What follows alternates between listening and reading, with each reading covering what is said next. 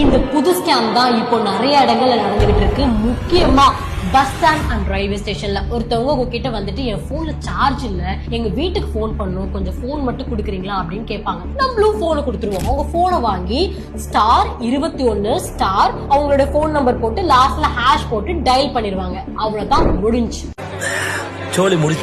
உங்களுக்கு வரக்கூடிய phone messages OTP எல்லாமே அவங்களுக்கு ஃபார்வர்ட் ஆயிடும். இதுக்கு பேர் தான் கால் ஃபார்வர்டிங் ஸ்கேம். அப்போ பேங்க்ல இருந்து யாராவது பேசுறோம்னு சொல்லிட்டு ஓடிபி உங்களுக்கு சொல்லுங்கன்னு கேட்டு நம்ம சொல்லிருக்க மாட்டோம், ஆனா பேங்க் அக்கௌண்ட்ல இருந்து பணம் போயிருக்கும். அதுக்கான காரணம் அந்த ஓடிபி எல்லாம் அவங்களுக்கு போயிருக்கும். அவங்க அந்த ஓடிபி யூஸ் பண்ணி உங்களோட பேங்க் அக்கௌண்ட்ல இருந்து பணத்தை கொள்ளையடிச்சிருவாங்க.